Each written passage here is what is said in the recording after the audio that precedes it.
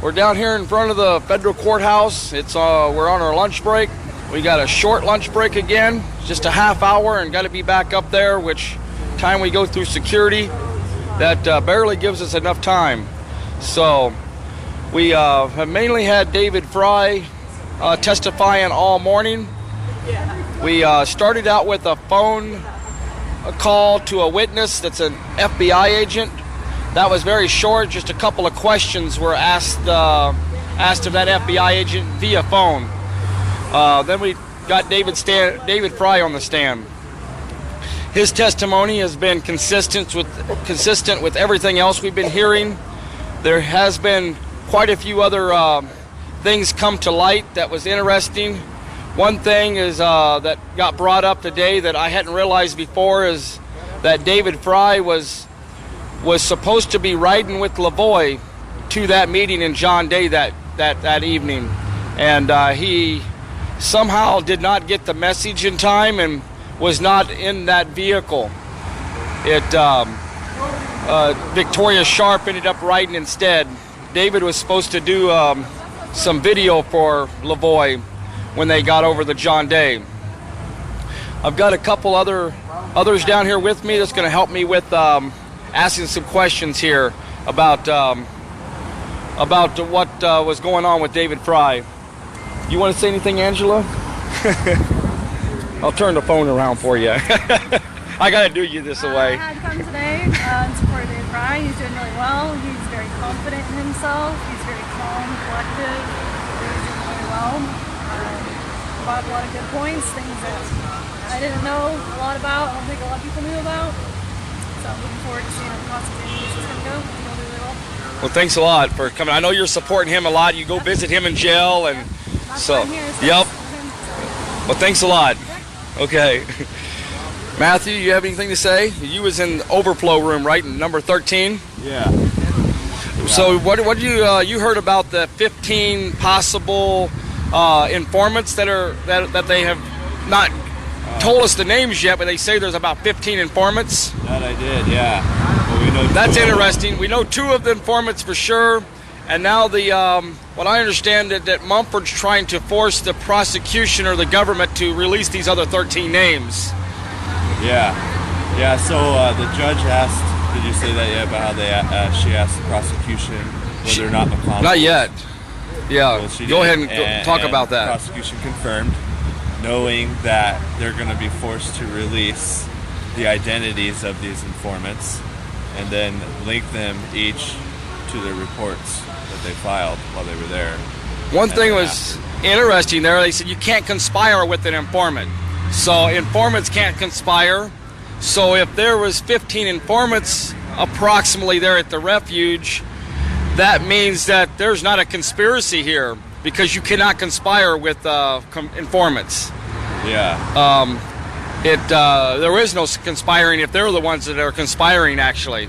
So it might be getting down to this information that Mumford brought out today.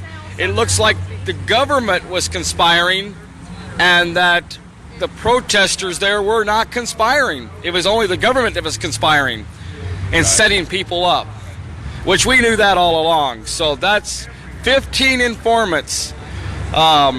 We do not know those names yet. The Mumford's trying to force the government to release those names. So here after lunch, we might know. So that's a very interesting point there. Yeah. Right now they're conspiring to block the redress of grievances I filed to the U.S. House to impeach Judge Brown. That's that regress of grievances that's on your Facebook page. The petition to impeach Judge Brown. It's being blocked right now. Yes. I can't access it, at least, and I know some patriots that can't access it. Kelly, I like that saying that David Frye said there. That was awesome. He said that the media is supposed to be the bulldog for the people. Yeah. Instead, they are the lapdog for the government. That's the famous saying of the day. That's a great saying. David Frye said that on the witness stand today. And as we know, the media is inciting people. They're not telling the truth. They're not doing that even on Standing Rock out there in North Dakota. they're lying all the way around. And they did the same thing out there at the refuge in Harney County by saying that this was an armed occupation when it was nothing more than a protest, a redress of grievance. Trying to bring more awareness to a corrupt government. And that's what David Fry brought up on the stand today also. Yeah, that was awesome. Yes. Did a good job. So we don't have a long time here with this, but again, we had David Fry on the stand all morning. The government has not cross-examined him yet. That's going to be again right after lunch. The government will start asking him the final questions. Looks like we'll probably have a long day yet today. Been a good day. But again, 15 informants. We're trying to find out the names through Mumford, Ammon Bundy's attorney. And we only know of 2 of those that are confirmed to begin the day in public court. And that is Terry Linnell and Mark McConnell. Those 2 are the only 2 that we have their names. And again, those names were mentioned today. And we're trying to find out the other 13 names.